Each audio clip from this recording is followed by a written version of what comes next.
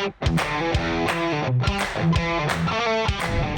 everyone, my name is Anthony. I'm the Education Program Director for Mudhull Custom Tackle, and today we're going to talk about ice rod handle assemblies. When putting together ice rod handle kits, you're going to have a variety of ice rod grips. Some will be 3-inch, some can be 5-inch, and a variety of 4 grips. The most important piece here we're going to discuss is the ice rod carbon handle mounting tube. This is a stiff carbon tube that's going to prevent the blank from flexing into the handle section. This can really happen when you're using glass ice rod blanks like this one, where some of them will have a flex in the lower part of the rod. We certainly don't want that to happen because it will separate your rear grips, reel seats, and fore grips. The ice rod mounting tube is going to keep everything solid and not moving. It's going to look something like this when it's done. When assembling your ice rod handle kit, the first thing to consider is that your ice rod grips are going to have smaller inside diameters than most grips. These grips in particular will have a 3/16 inside diameter, and your handle mounting tube will have a 1/4 inch outside diameter. So we are going to need to ream these grips out slightly. In order to ream these grips out, I would recommend using the CRB extra small tape reamer. I'm going to take our 3-inch grip here and the extra small tape reamer, and we're just going to ream the grip out so that we can fit the handle tube inside of the grip. Just a rotation of this all the way in to the bottom of the grip will be just fine. Once the grip is reamed out, we can begin dry fitting our handle assembly.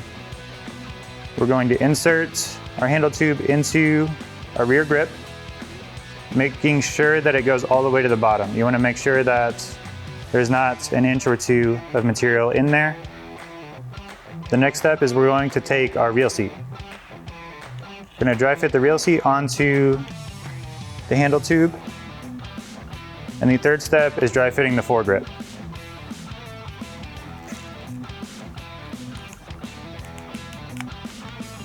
Now that we know how long these components are going to be on our handle tube, you can see we do have some excess here, and that will have to be cut off. Just a note, if you are using the 5-inch rear grips, such as this one, you won't have an excess of handle tube here.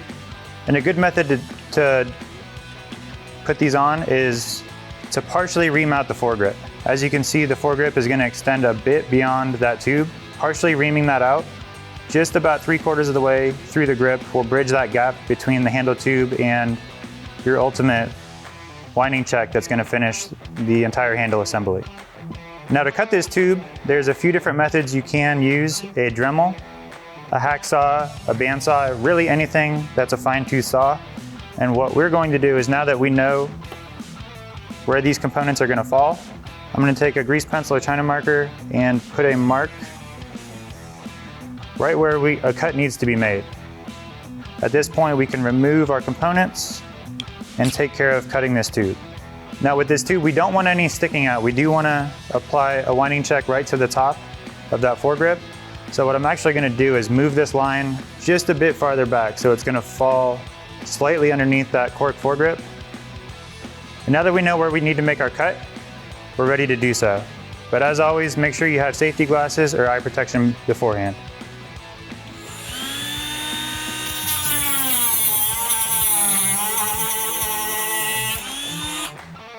Now that we made the cut on our handle tube, go ahead and dry fit the items one more time, just to make sure everything is going to work out and it's in place. So as you can see, we don't have any exposed tube up here, so we're ready to grab some epoxy. At this stage, we're going to apply all of our handle components to our tube, and we're going to use our Pro Paste Fast Set epoxy to do so.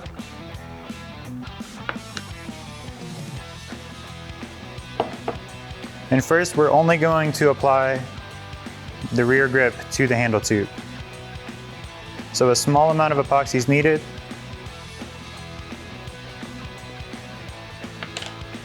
Equal parts, mixed thoroughly. And we're only working with these two pieces right now.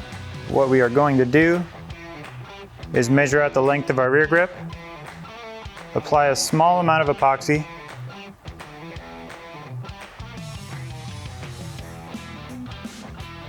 insert the rear grip onto the tube and twist it all the way up.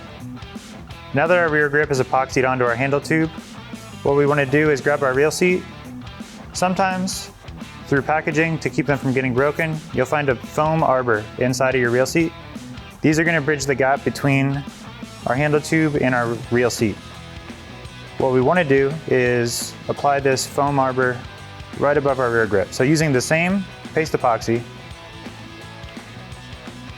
we're just going to apply a small amount onto the handle tube, and we're going to insert our foam arbor right onto the tube, and always rotating as you apply. There will be a small amount of epoxy that squeegees out. Just grab another popsicle stick and pick some of that up. Now we can press this all the way. And the next step is applying our reel seat. Before epoxying our reel seat to our foam arbor, we do want to make sure that we rotate the hood all the way up on the reel seat and apply a little bit of tape to the threads on the reel seat. This will help with cleanup in just a moment. It'll make sure that you don't accidentally glue the hood stationary on the reel seat. Once you've applied a small amount of tape, just fold it over on itself and make a small tab. Easy to pull off. Now we're going to take a little bit more of our paste epoxy and coat our foam arbor. Thin coat, doesn't need to be a lot. Take your reel seat, slide it right over that foam arbor, and it should fit slightly snug, and as always, rotated it on the way down. Right when you get to the bottom, feel free to grab another popsicle stick and grab any excess paste epoxy that squeegeed out. Press the reel seat all the way down, grab your tape tab, and peel that off. The next step, you're going to want to take a small amount of rubbing alcohol and some paper towels and clean up the excess epoxy. The last step of the handle assembly is going to be to epoxy the foregrip onto our mounted tube. Take a small amount of paste epoxy right onto the tube. Take our foregrip, slide it on, and just like all of the other pieces, rotate it as you push it down. Now our handle assembly is complete. The last step is to apply the handle assembly to the rod blank itself. What we want to do is lay out the handle assembly with the rod blank and mark the length of it.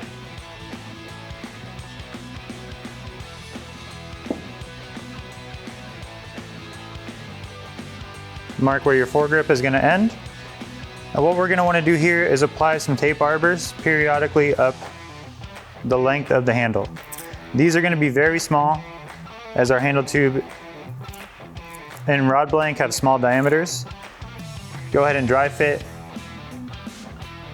your handle assembly right onto the rod blank. Feel for any wobble in there, and if there is some wobble, feel free to increase the size of the arbors.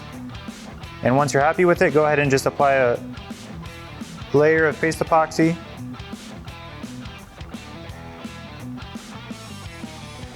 right up the blank. Doesn't need to be a whole bunch. These are small diameter blanks with a small diameter tube. Go ahead and slide that back on there, and just like every other item, rotate it as you insert it. There will be a large buildup of paste epoxy right at the top. To make cleanup a little easier, just go ahead and grab that, and if needed, clean up with some rubbing alcohol. And our handle assembly is complete. The last step of it, you can go ahead and spine the rod blank, mark your spine, and line your handle assembly up with your spine mark. So we're looking for that logo in your reel seat to line up with that spine mark, and let it dry. And there you have it. All you have left to do is wrap your guides and get on the ice. Thank you for watching.